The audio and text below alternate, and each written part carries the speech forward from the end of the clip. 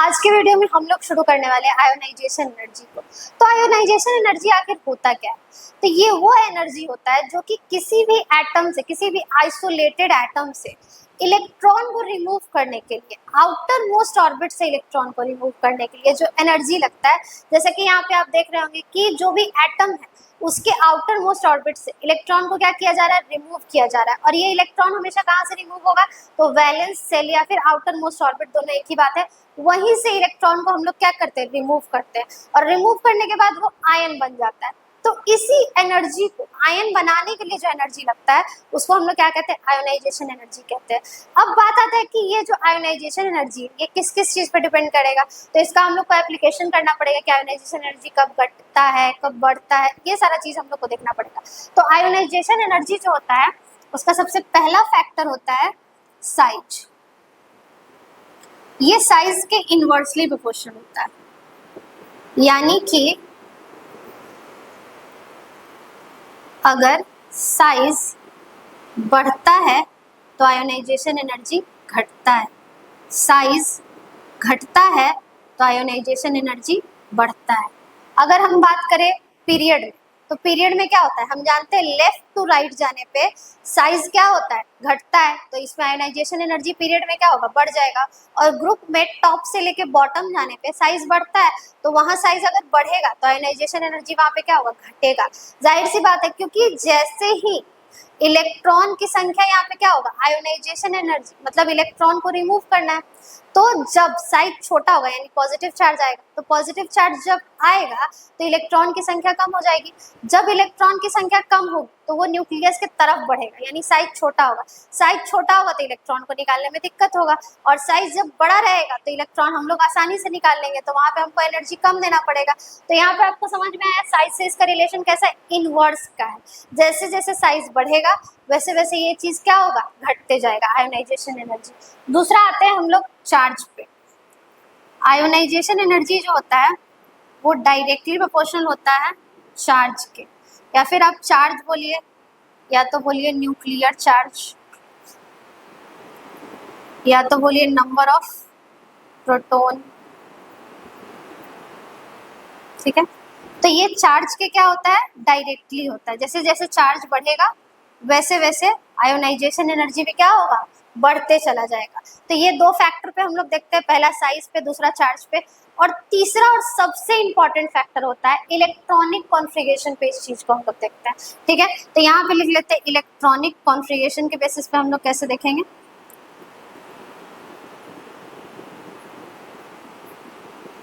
Electronic configuration के basis पे दो तरह से होता है, एक या तो जो ऑर्बिटल है वो हाफ फिल हो, या तो जो ऑर्बिटल है वो फुल फिल हो। अब ये हाफ फिल और फुल फिल क्या होता है, हम जानते हैं कि s में कितना इलेक्ट्रॉन होता है, 2। तो s में अगर एक इलेक्ट्रॉन रहेगा तो वो क्या हो जाएगा, हाफ फिल हो जाएगा, क्योंकि s के ऑर्बिटल में कितना इलेक्ट्रॉन रह सकता है, टोटल 2। अगर एक रहेगा तो वो क्या हो जाएगा, हाफ फिल। दूसरा आते हैं हम लोग किस में, p में। p में टोटल 6 रहता है, अगर 3 रहेगा तो ये हाफ फिल हो जाएगा। d में टोटल कितना रहता है, 10 रहता है, अगर 5 रहेगा तो ये हाफ फिल हो जाएगा। f में अगर 7 इलेक्ट्रॉन रहेगा, क्योंकि f में टोटल 14 इलेक्ट्रॉन रहता है, मतलब जितना इलेक्ट्रॉन उसमें रह सकता है उससे आधा इलेक्ट्रॉन रहेगा, तो उसको हम लोग क्या कहेंगे, ये हाफ फिल हो गया। फुल फिल के केस में क्या होगा, अगर s में 2 इलेक्ट्रॉन है, p में 6 इलेक्ट्रॉन है, और फिर d में मेरा 10 इलेक्ट्रॉन है, और f में मेरा 14 इलेक्ट्रॉन है। तो सबसे इम्पोर्टेंट फैक्टर जो होगा वो इलेक्ट्रॉनिक कॉन्फ़िगरेशन के बेसिस पे ही यहाँ पे हम लोग देखने वाले हैं। पहले साइज के बेसिस पे देखें, फिर चार्ज के बेसिस पे देखें। थर्ड और सबसे इम्पोर्टेंट क्या है, इलेक्ट्रॉनिक कॉन्फ़िगरेशन। यानी दो चीज होता है, एक हाफ फिल होता है ऑर्बिटल, और दूसरा ऑर्बिटल नहीं तो फुल फिल होता है। यहाँ हाफ फिल और फुल फिल में आयोनाइजेशन एनर्जी क्या हो जाएगा, आयोनाइजेशन एनर्जी का अगर हम ऑर्डर देखें, आई ऑर्डर, जिसको आगे हम लोग क्वेश्चन से अप्लाई करके देखेंगे कैसे होता है, तो फुल फिल्ड का आयोनाइजेशन एनर्जी ज्यादा लगेगा in comparison to half filled के। जैसे यहाँ पे मान लीजिए कि अगर कोई एलिमेंट है जिसके p में 6 इलेक्ट्रॉन है, और कोई एलिमेंट है जिसके p में 3 इलेक्ट्रॉन है, और कोई एलिमेंट है जिसके p ऑर्बिटल में 2 इलेक्ट्रॉन है, ठीक है। तो इन तीनों एलिमेंट में आपसे पूछा जाएगा कि सबसे ज्यादा आयोनाइजेशन एनर्जी किस में लगेगा, तो सबसे ज्यादा आयोनाइजेशन एनर्जी P6 वाले में लगेगा। ये p ऑर्बिटल है, ठीक है। ये p ऑर्बिटल में ये 6 कितना होता है, 6 इलेक्ट्रॉन होता है, तो ये फुलफिल्ड है, इसीलिए इसका सबसे ज्यादा लगेगा। फिर आपका आएगा हाफ फिल्ड का बॉडी, और यहाँ कुछ नहीं है तो हम लोग इसको नॉर्मल फील्ड, ऐसे नॉर्मल फील्ड कुछ होता नहीं है, लेकिन फिर भी यहाँ पे हम लोग अपने सुविधा के लिए नाम क्या देते हैं, नॉर्मली जो फील्ड है ना फुलफिल है और ना ही ये क्या है, हाफ फिल है। तो जब कोई चीज ना फुलफिल हो और ना ही हाफ फिल हो, फुलफिल और हाफ फिल में जब कंपैरिजन किया जाएगा तो फुलफिल का आयोनाइजेशन एनर्जी ज्यादा होगा और उससे कम आयोनाइजेशन एनर्जी किसका होगा, हाफ फिल का। अब आगे इसका क्या करेंगे हम लोग, एप्लीकेशन करके देखेंगे कि कैसे फुलफिल हाफ फिल पे आयोनाइजेशन एनर्जी डिपेंड करता है। तब तक आप इतना का स्क्रीनशॉट ले लीजिए। अभी यहाँ पे जो हम लोग इलेक्ट्रॉनिक कॉन्फ़िगरेशन देखे थे उसके बेसिस पे कुछ एप्लीकेशन करके देख लेते हैं। जैसे अगर हम पीरियड में बात करें, इन पीरियड, तो सेकेंड पीरियड हम लोग लिख लेते हैं कि पीरियड में आयोनाइजेशन एनर्जी का क्या इफेक्ट पड़ेगा। तो यहाँ पे अगर हम सेकेंड पीरियड लिखे तो क्या हो जाएगा, lithium, beryllium, boron, carbon, nitrogen, oxygen, fluorine और नियॉन। तो इसके अगर हम साइज का बात करें तो हमको पता है कि यहाँ पे लेफ्ट टू राइट जाने पे साइज क्या होता है, घटता है। तो अगर साइज घटता है तो आयोनाइजेशन एनर्जी क्या होगा, बढ़ेगा, क्योंकि ionization energy is inversely proportional to size के। साइज घटेगा, आयोनाइजेशन एनर्जी बढ़ेगा। तो यहाँ पे इस तरफ जाने पे आयोनाइजेशन एनर्जी क्या होना चाहिए, बढ़ना चाहिए। यानी यहाँ पे क्या होगा, लिथियम से बड़ा बेरिलियम, फिर बोरोन, तब कार्बन, नाइट्रोजन, ऑक्सीजन, फ्लोरीन और यहाँ पे तब नियॉन। लेकिन ये जो है किस बेसिस पे हम लोग देखें, साइज के बेसिस पे। ये जो है ये कॉन्सेप्ट गलत है। भले ही हम साइज के बेसिस पे देखे हैं, लेकिन जब हम एडवांस लेवल पे जाते हैं तो हम ऑर्बिटल के अंदर जाके कॉन्फ़िगरेशन करके देखेंगे कि इसमें क्या है जो कि इसका आयोनाइजेशन एनर्जी बढ़ाएगा और घटाएगा। यहीं पे हम लोग गलती कर देते हैं। तो ये जो आयोनाइजेशन एनर्जी का अभी हम ऑर्डर सजाए हैं on the basis of size, क्योंकि साइज क्या होगा, बढ़ेगा तो आयोनाइजेशन एनर्जी घटेगा, ठीक है। तो यहाँ पे साइज घटा है तो आयोनाइजेशन एनर्जी बढ़ा है। सबसे ज्यादा आयोनाइजेशन एनर्जी किसका, नियॉन का हो जाएगा, देन फ्लोरीन का। ये ऑर्डर जो है ये गलत है। अब देखते हैं ये ऑर्डर क्यों गलत है। तो यहाँ पे अगर हम ध्यान दें तो यहाँ दो चीज है जहाँ जहाँ हम लोग देखते हैं। इसका क्या हो जाएगा, 2s में एक इलेक्ट्रॉन होता है 2s1, ये क्या हो जाएगा 2s2, यहाँ से p शुरू हो जाएगा 2p1, ये 2p2, ये 2p, ये लास्ट जो बैलेंस इलेक्ट्रॉन है ना उसको हम लोग फुलफिल कर रहे हैं कॉन्फ़िगरेशन के थ्रू, ठीक है। तो यहाँ पे 2p कितना हो जाएगा 3, यहाँ 2p4, ये 2p5 और ये 2p6, ठीक है। अब यहाँ होगा क्या, यहाँ पे बस एक दूसरे का प्लेस एक्सचेंज करना है, ज्यादा कुछ नहीं करना है। यहाँ दो जगह अगर आप देखें इलेक्ट्रॉनिक कॉन्फ़िगरेशन के बेसिस पे, तो यहाँ जो ये दोनों है ये फुलफिल्ड है क्योंकि 2s2 है, s में कितना इलेक्ट्रॉन है 2, और ये p1 है। कभी भी हम लोग पीछे वाले को नहीं देखेंगे, ऑलरेडी जो बेरिलियम है वो लिथियम से ऑलरेडी ज्यादा है, तो हम लोग लिथियम और बेरिलियम में एक्सचेंज नहीं देखेंगे, आगे वाला को हमेशा अप्रोच करते हैं। तो यहाँ पे बोरोन और बेरिलियम का प्लेस एक्सचेंज हो जाएगा।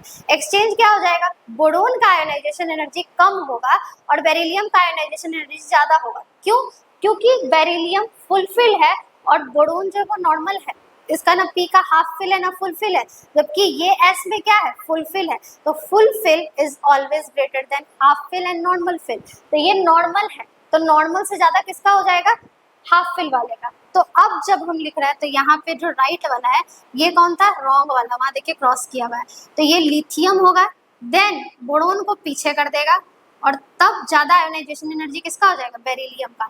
अब यहाँ से हम लोग क्या करेंगे, नॉर्मली कार्बन तक रख देंगे। फिर एक जगह और हम नोटिस करेंगे नाइट्रोजन और ऑक्सीजन में यही कहानी हुआ है। यहाँ पे क्या है, नाइट्रोजन और यहाँ कौन है, ऑक्सीजन। तो नाइट्रोजन और ऑक्सीजन में भी वही कहानी हुआ है। नाइट्रोजन जो है वो हाफ फिल है, यहाँ पे ये क्या था, फुल फिल लिख देते हैं, यहाँ पे क्या है, फुल फिल, और नाइट्रोजन क्या है मेरा, हाफ फिल, और ऑक्सीजन कुछ है ही नहीं। तो ऑक्सीजन जो है वो नॉर्मली फिल है और नाइट्रोजन हाफ फिल है।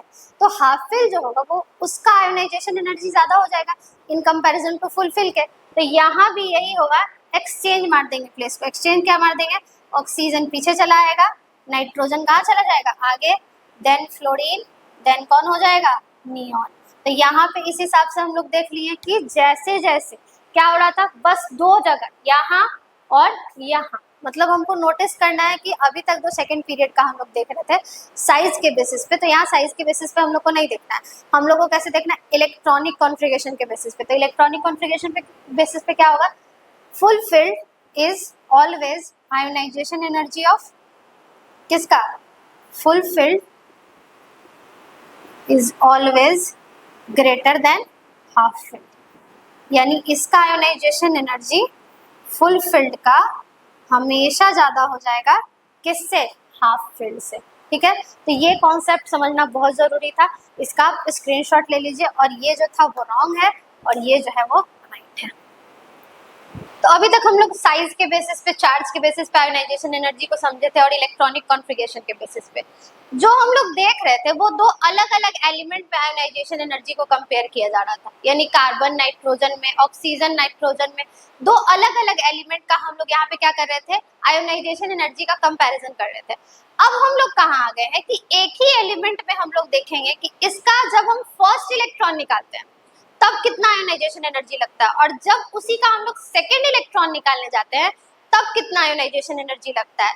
तो जब एक इलेक्ट्रॉन निकालेंगे तो फर्स्ट आयोनाइजेशन एनर्जी को हम लोग यहाँ पे रिप्रेजेंट करते हैं I1 से, यानी फर्स्ट आयोनाइजेशन एनर्जी, और सेकेंड आयोनाइजेशन एनर्जी जब हम लोग निकालेंगे तो उसको हम लोग रिप्रेजेंट करेंगे I2 से, यानी कि second ionization energy. Balance electron का सेकेंड इलेक्ट्रॉन जब हमको निकालना होगा तब कितना एनर्जी लगेगा। इस चीज को हम लोग एक सिंपल सा एग्जांपल से समझते हैं, जैसे कि हमको यहाँ पे कंपेयर करना है, कंपेयर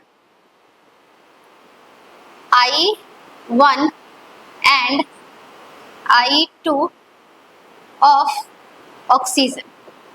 ठीक है, यहाँ पे ऑक्सीजन दिया हुआ है, ऑक्सीजन का फर्स्ट आयोनाइजेशन एनर्जी और सेकेंड आयोनाइजेशन एनर्जी में हम लोग को कंपेयर करना है कि कौन सा आयोनाइजेशन एनर्जी ज्यादा होगा, यानी इसमें से एक इलेक्ट्रॉन निकालने में आयोनाइजेशन एनर्जी ज्यादा लगेगा या फिर दो इलेक्ट्रॉन निकालने में। जैसे यहाँ पे हम लोग इस चीज को देखते हैं तो सबसे पहले हम लोग को इसका कॉन्फ़िगरेशन करना पड़ेगा। तो ऑक्सीजन का एटॉमिक नंबर कितना होता है 8, इसका कॉन्फ़िगरेशन करेंगे तो क्या हो जाएगा 1s2 2s2 और 2p4। ठीक है, अब जब हम इसमें से एक इलेक्ट्रॉन निकाल लेंगे तो ये क्या बन जाएगा O प्लस I1 इसमें से लग चुका है, और अब इसका कॉन्फ़िगरेशन क्या हो जाएगा, इस 2p4 में 4 इलेक्ट्रॉन था, p का हम लोग ऑर्बिटल ड्रॉ कर लेते हैं।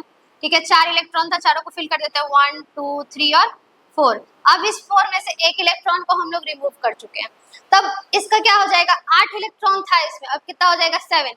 इसका कॉन्फ़िगरेशन करेंगे तो क्या होगा, इसका O प्लस का 1s2 2s2 और 2p कितना हो जाएगा 3, क्योंकि इसमें से एक इलेक्ट्रॉन को हम लोग क्या कर चुके हैं, रिमूव कर चुके हैं। रिमूव करने के बाद इसका कॉन्फ़िगरेशन क्या हो जाएगा, ये O प्लस का यहाँ पे कॉन्फ़िगरेशन रखा गया है, ये क्या है 2p3।